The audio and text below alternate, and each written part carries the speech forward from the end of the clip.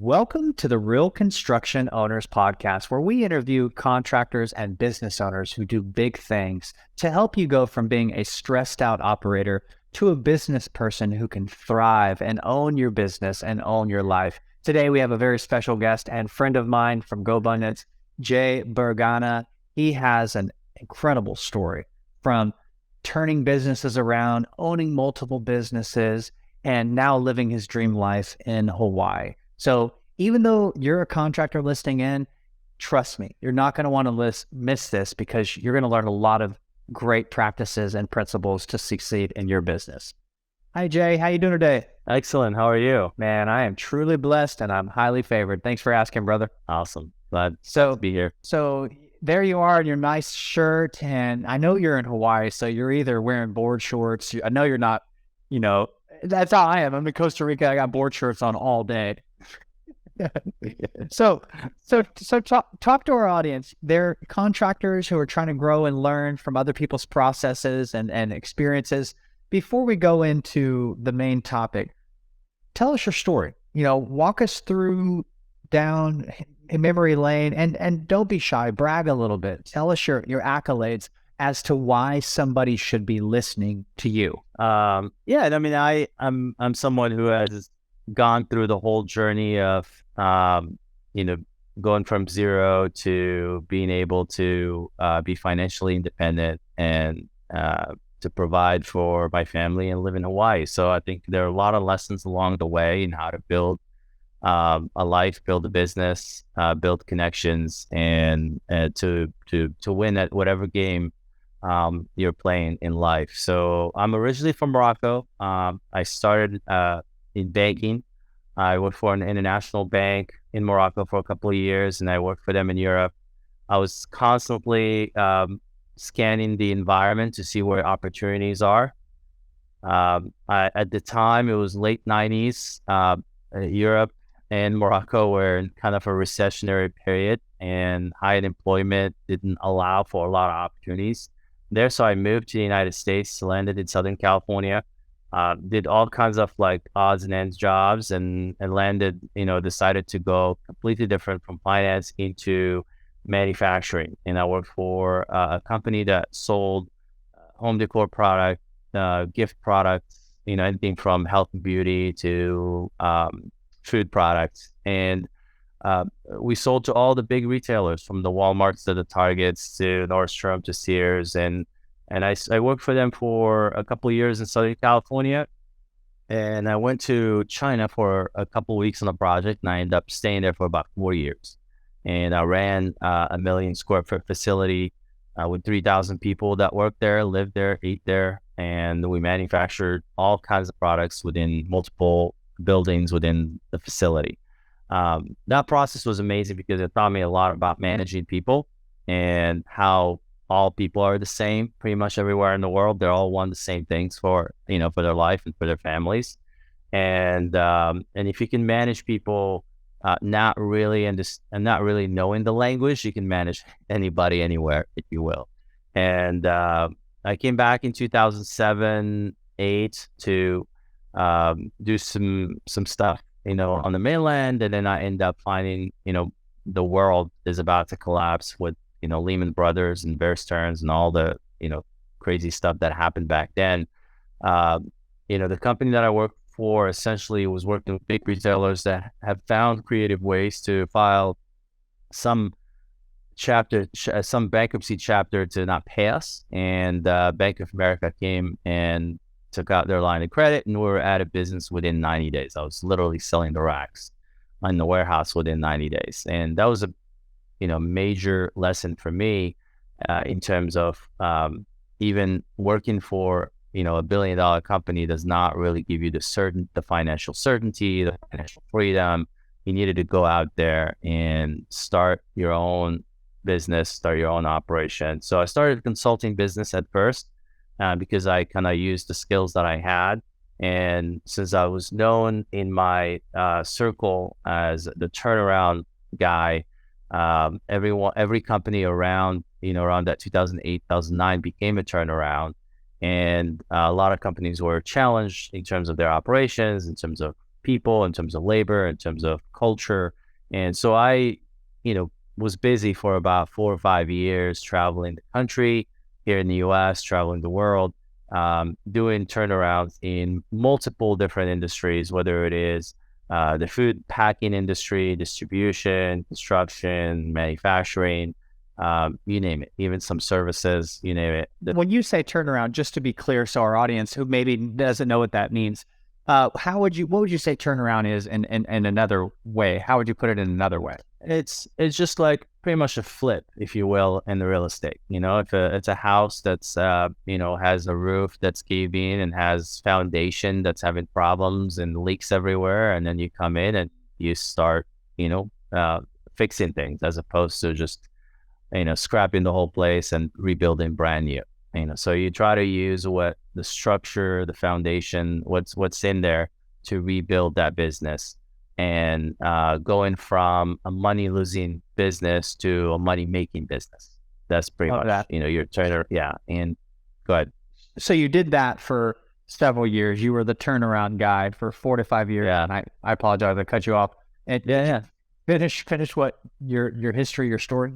Yeah. So I got tired, and I was traveling a lot, and I was gonna take a year off and just to rethink essentially my life, and I started reconnecting back in Southern California with friends I've known. I met a couple friends within pretty much the same week that bought houses around the same time, and they were telling me how great it was to own a home. And at the time, I didn't even have a lease to my name. I've been living in hotels for 10 years. And so I'm like, okay, well, instead of like renting, I could buy something. And in 2012, everything was pretty much, mortgage was lower than the rent. So I started looking in Long Beach, California. I bought a couple properties, and I saw value go up as while I was still in escrow. And I was really curious about that, and, taken aback by how much value can you create. And I got curious about real estate, and I said, okay, I want to learn more. And at the time, there wasn't a lot of investing education, not that I knew about. And so my basic thinking went, I want to learn about real estate. Let me go get my real estate license. And so I went and got my real estate license, and I ended up getting sucked into real estate sales around the same time when I met my wife. And we very quickly kind of got engaged and got married. And now it became, okay, now I want I want to be in an industry that's stable, local, where I don't have to travel 100% of the time. Now my life was in Southern California. So I started in real estate, started a company. We went from zero to about $300 million in sales within 4 years. And gracious, dude, you're freaking killing it. And so we grew pretty quickly. And I mean, obviously the market was helpful, but we did a lot. It was a lot of work. And a big local independent that was doing about $4 billion at the time came and said, "Hey, we want to grow, and we're growing through acquisition. How about we buy you guys out, or we merge?" So we ended up doing a merger where I sold 70% of the company, came on board. Immediately at the merger time, we doubled in size because they had the division that was similar to ours, and we took that over. We eliminated overhead, and we just took on the business volume, and then we kept essentially doubling in size every year from there. And then 2020 we had COVID, and I decided that if I'm going to work, I'm a social person, so I like to meet people in person. And so if I'm going to do the Zoom thing, I would rather do it from somewhere nice. So instead of, I moved from Southern California to Hawaii in early 2020, because I figured right away that this thing's going to take a couple of years. And so we stayed, we've been here since. And my contract, and obviously COVID has changed perspective for everybody.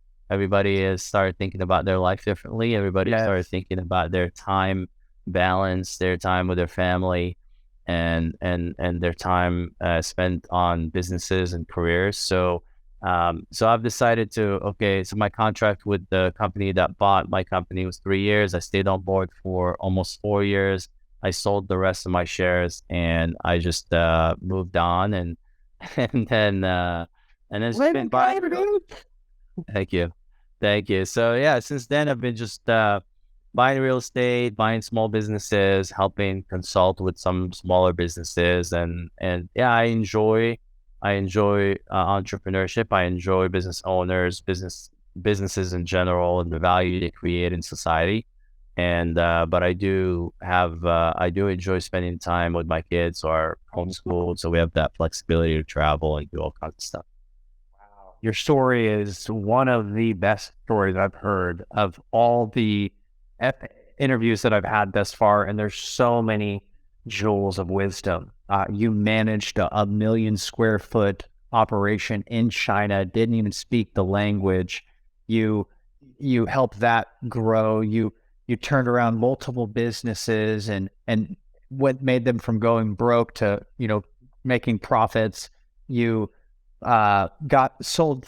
Your team sold $300 million in real estate sales, and then you were able to get acquired, and then you were able to sell your portion. Like, dude, that is a dream come true. The life you're living.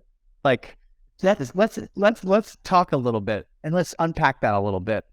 Yeah. Operating a 1 million square foot facility with thousands of people, what are some lessons that you could share to the owner of a construction company of how you're able to do that, and what they could be doing to make their people and their business succeed? Yeah. Yeah. And I mean, the way I think of it is very simple, really. You start with the customer. What does the customer want? And so, for example, whenever I walk into any business, I want to go and talk to clients, and I want to ask the customer of that client. I'm going to talk to the customer and I'm going to ask them, where are we doing great and what are we lacking on? And then my goal is to essentially to create that ideal product or service that my clients want. So this hyper focus on the end customer. And so if you're working B2B, that means you have someone who another organization that you're dealing with, or B2C, you have a consumer that you're dealing with, and you want to understand what is their ideal experience, what is the ideal product for them. And then what I do, I essentially reverse engineer. What do I need to do operationally? What does my process look like operationally to achieve that final ideal product?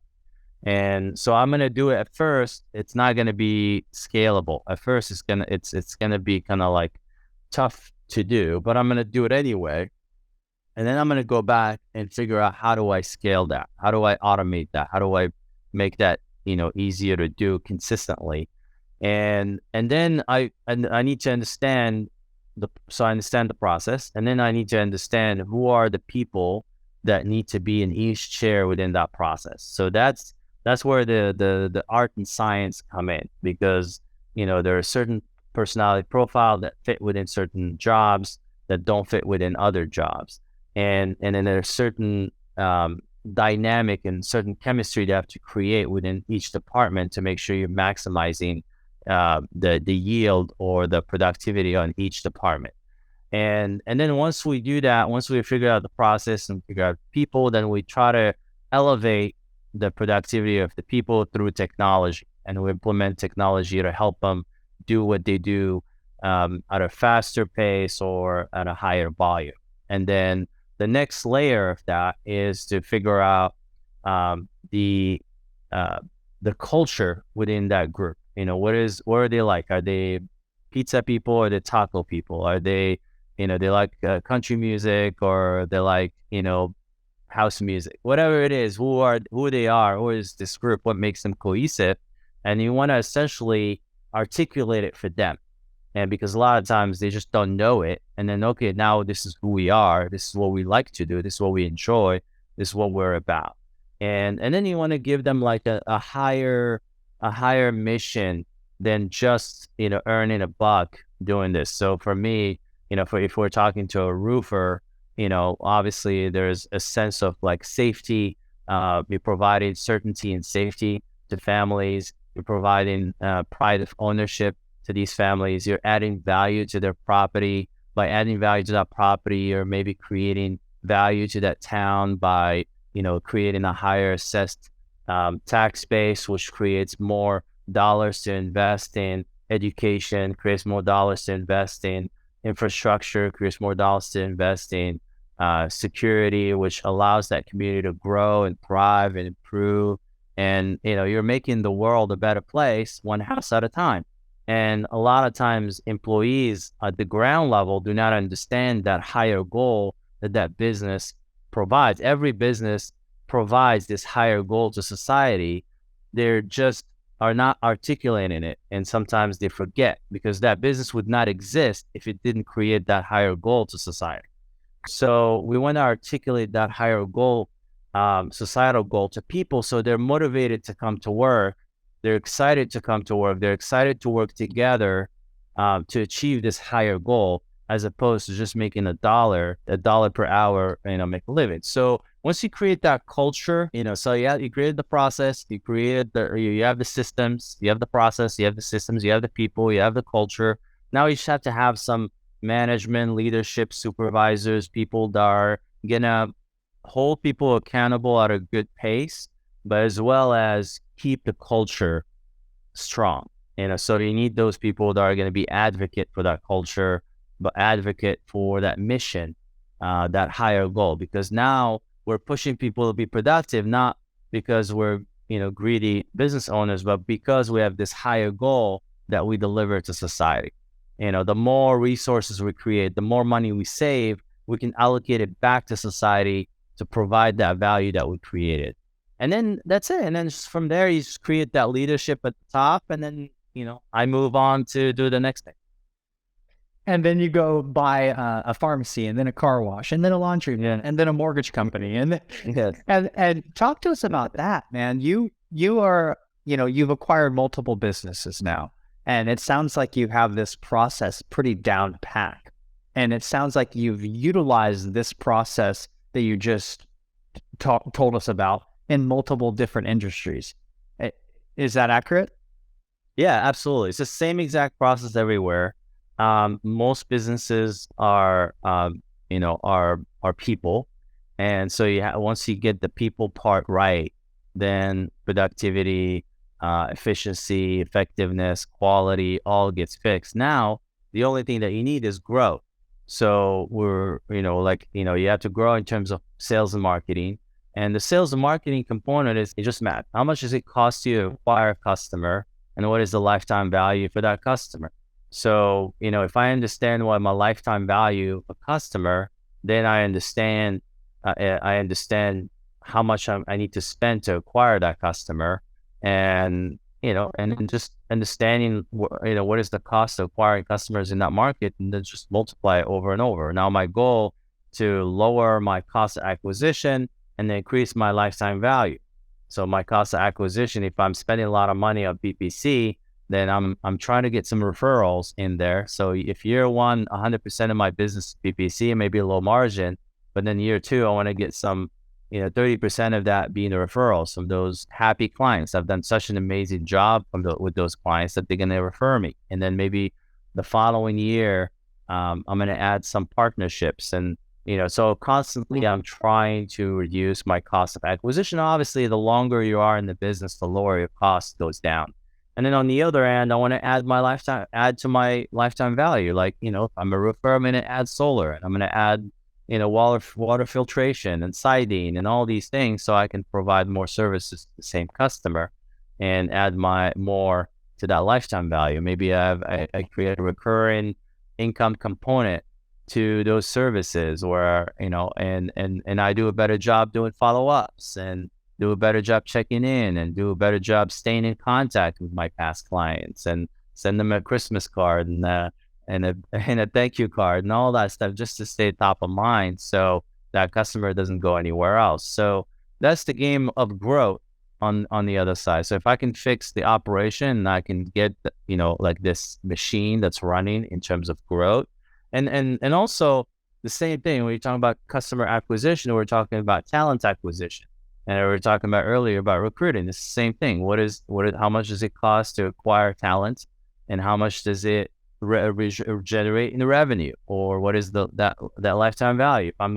If I know people stay with me between 3 to 5 years, then I understand what my lifetime value is, and I know what the revenue is going to be, and I know how much I want to spend as a percentage in acquiring, that I'm willing to invest in a machine that acquires that talent. So that's the way I think of it. And that's the same, those are same principles that work in any industry. It could be a bakery, or it could be a slaughterhouse, or it could be a pharmacy. And it's funny you say that, because you've actually had, earlier in our interview, you were saying you've had like a lettuce packaging business, you've had a chicken business for chicken and meat, and you've had multiple other businesses. It's interesting that you talk about sales and marketing in the regard that you do, how you need to know how much it costs to acquire the customer. Is your success in the real estate game of going from 0 to $300 million in sales in less than 5 years or 4 years, could you shine some light on that? What were you doing? How were you bringing in that much sales? Like, what was your processes? What was your strategies? And how could it be in parallel to construction, and how we can bring in sales like that? Yeah, and I mean, when I first started, I started in the market where really I didn't have like a big network. I had no network whatsoever. So I went essentially the most difficult route, which is finding customers online. And so any website that sold leads, real estate, home buyers, home sellers, or commercial buildings leads, I would buy those leads. And essentially for about a year, I kind of understood what it took to convert those leads into, customers, into transaction close. And so I understood what my conversion rate was for each type of lead, and I understood what my cost of acquisition for each transaction. And so now the next thing is, I understood it from both ends. I understood it from the sales end as well as the operation end. So then on the operation end, then I figured out what the profile of the agent that I needed to hire need to look like. So at first I started, with just one person, I had an operations person, and it was just me selling. And then I hired a marketing person to manage the marketing part. And then once I figured out the numbers in terms of the conversion, in terms of what I needed to do in order to convert that client, so I had a process within my operation, and then I understood the sales numbers, the sales drivers, then I hired 2 agents.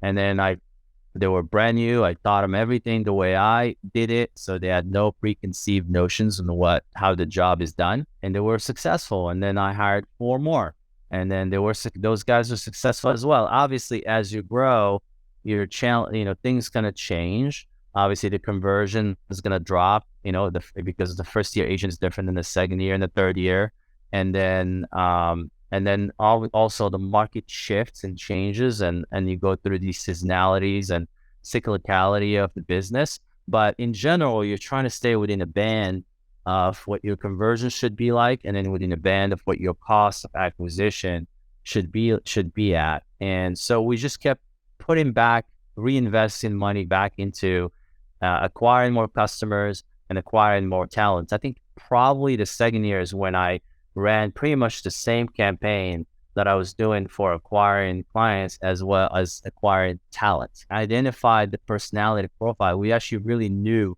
So we knew certain traits about our people that did the best, So for example, I want to hit in on that. Like you said, the personality type of the best type of agent. And it's the same with us in roofing and sales and solar sales. We're looking for the hunter. We're looking for the person who's willing to go out and hunt kill what they hunt.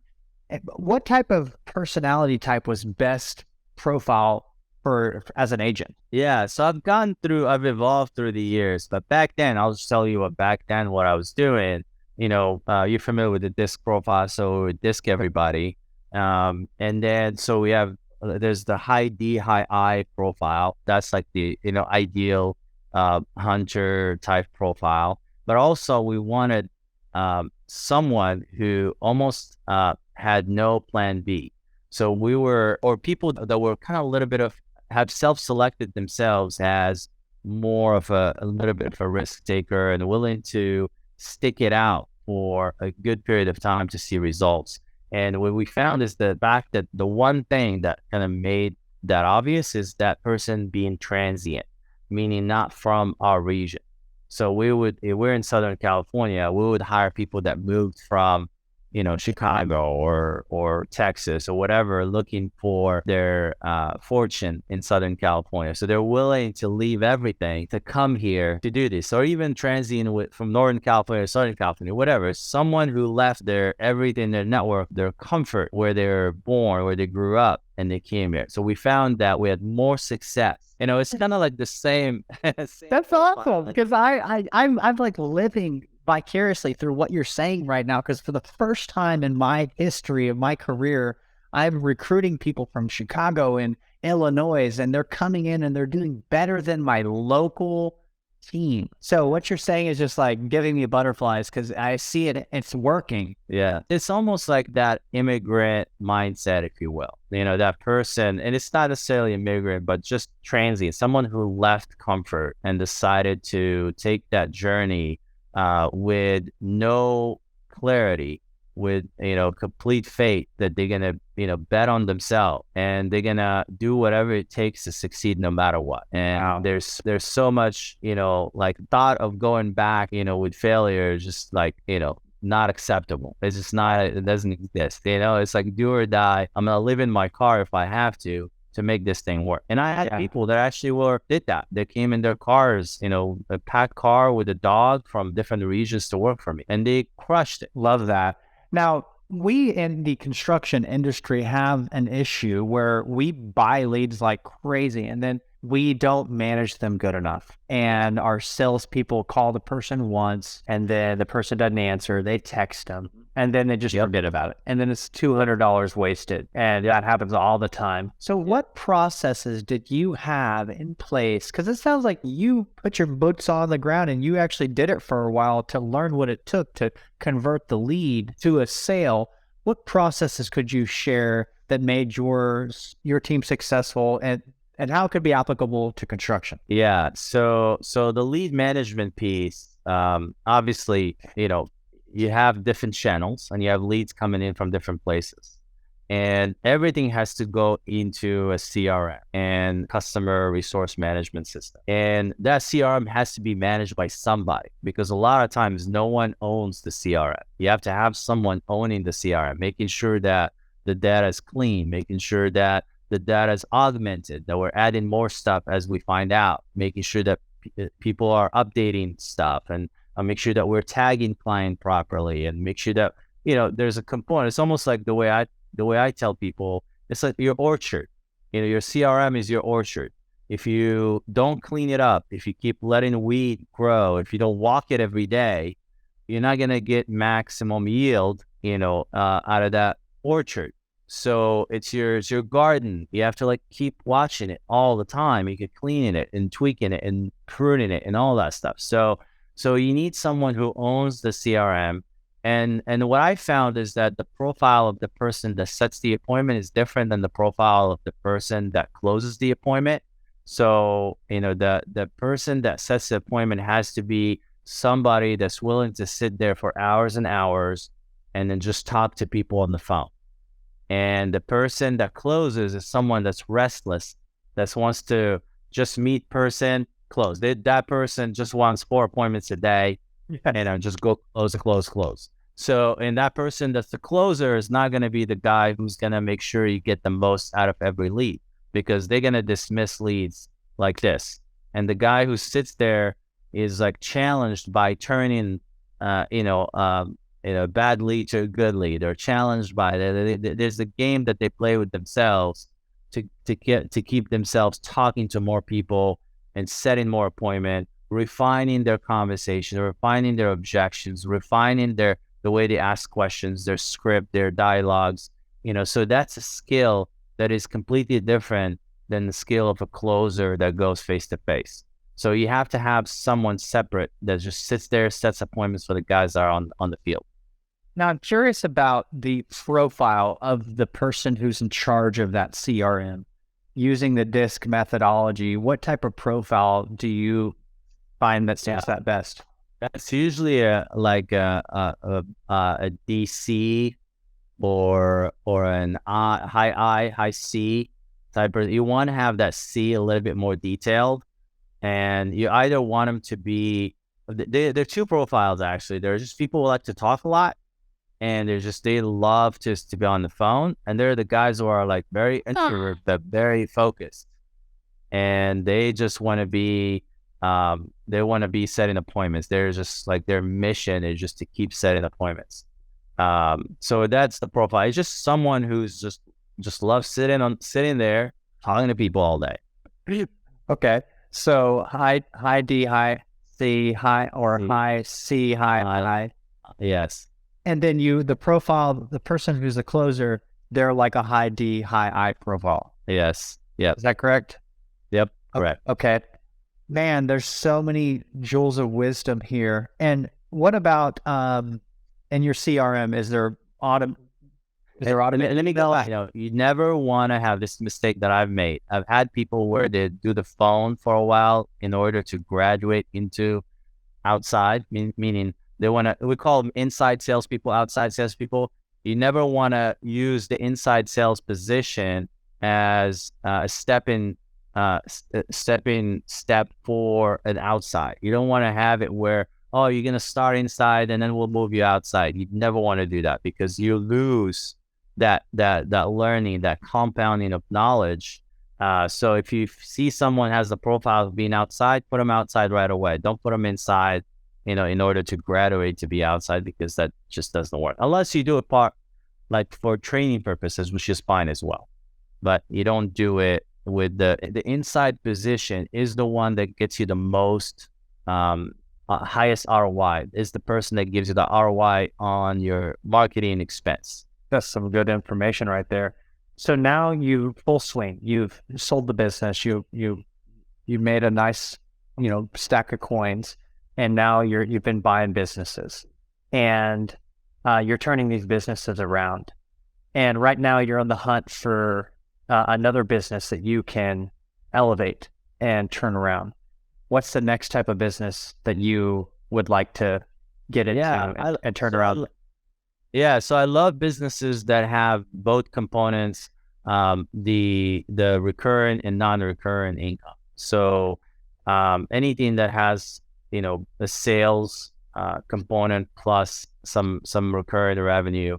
So I have like probably about 3 categories, or let's say 2 main ones. One is the home services, so HVAC, roofing, insulation, restoration. All these are on my target list. I love those businesses, and you can create some type of recurring within them.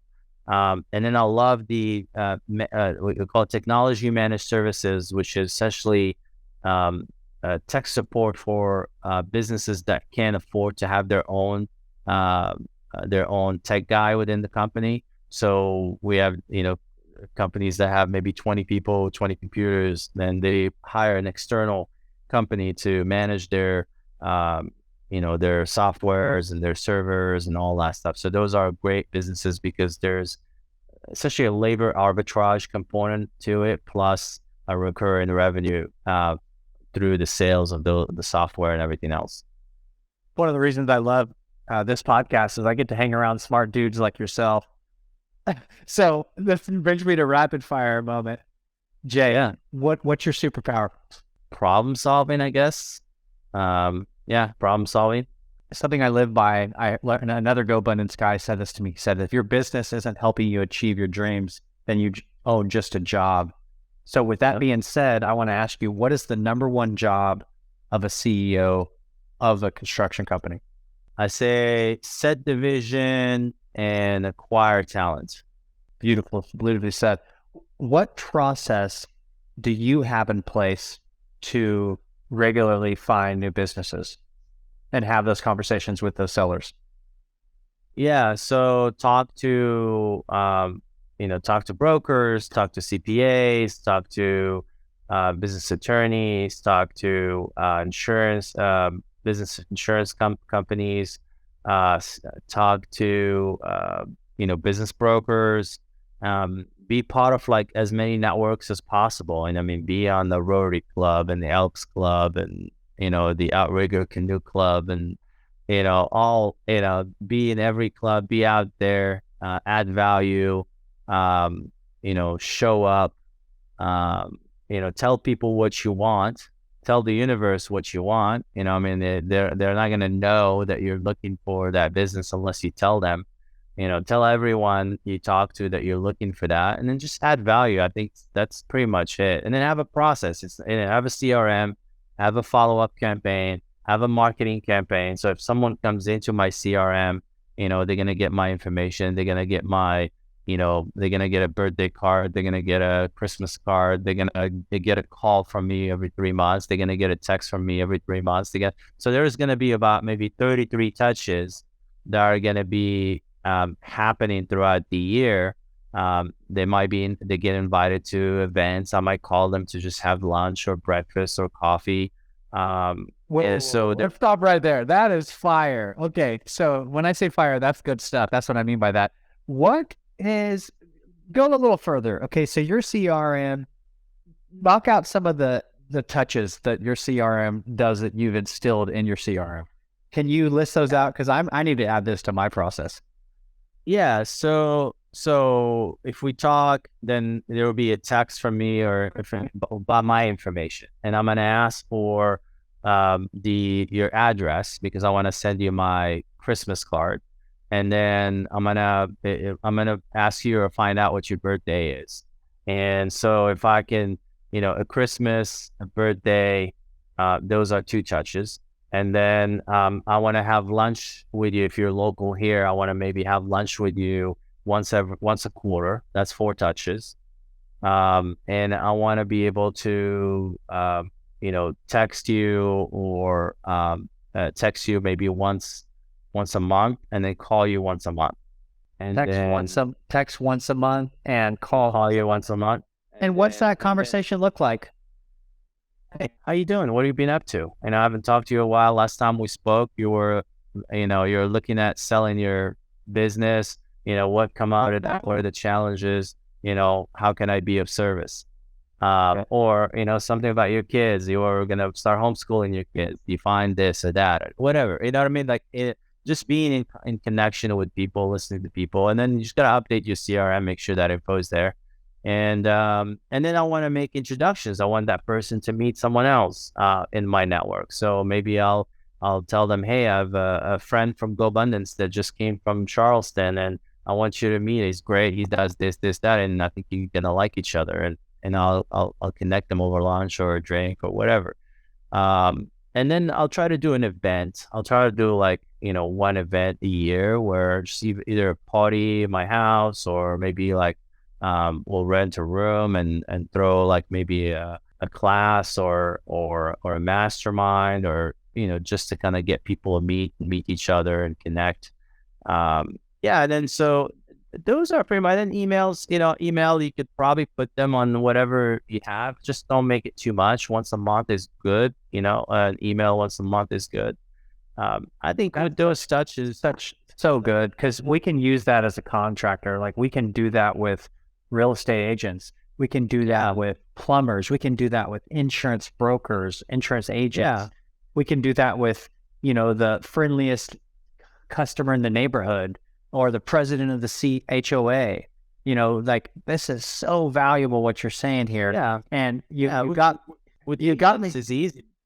With agents is easy also. With agents in your market, real estate companies and agents, they're always looking for home service providers. They're looking for people they trust. They just don't know anybody.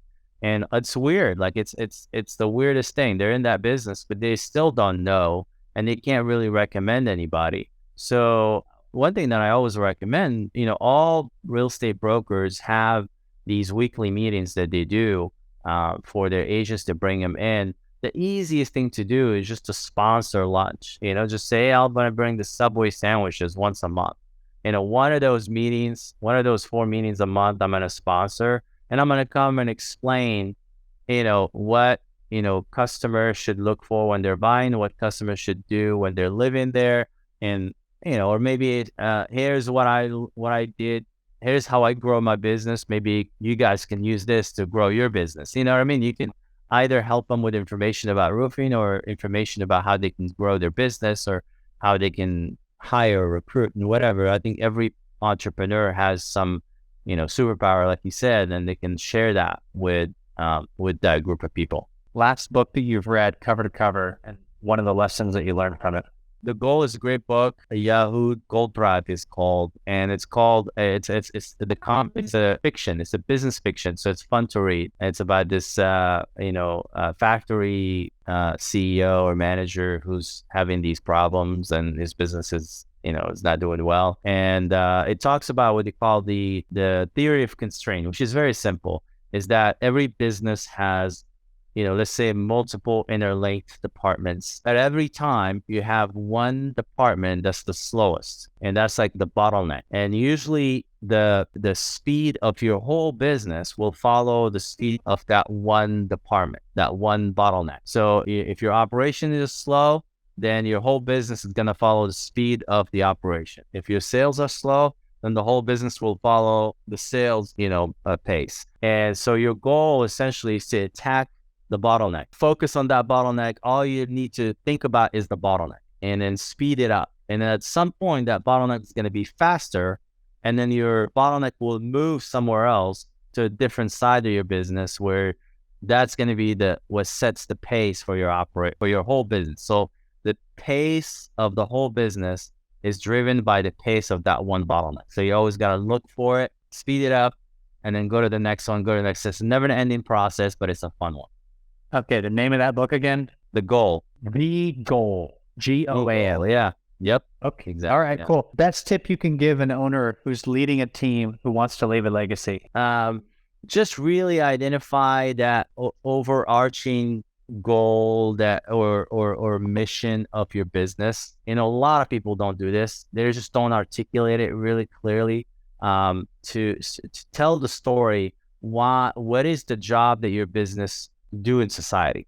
How does your business benefit society? And then go in there and then research how, your HVAC company saves, electricity, and how this electricity saves money, and how that money gets invested, and how, so what is the impact on society from your business? And then I think every industry have their own association that kind of gathers data, that provides studies and all that stuff. Use that stuff to create a story.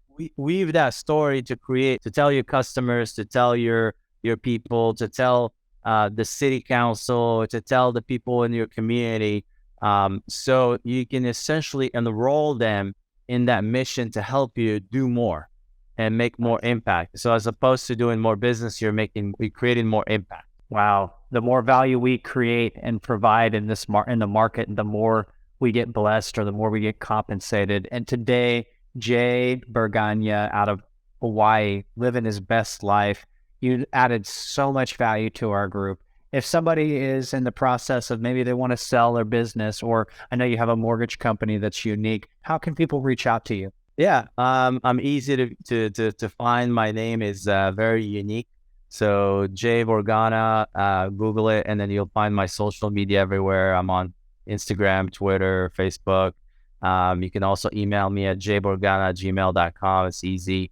If you're looking to grow your business, sell your business, or if, we have a mortgage company as well. So we're in multiple states. If you're looking to buy real estate or reinvest your profits into passive income, we're happy to help. Jay, thank you so much for being on our podcast today, brother.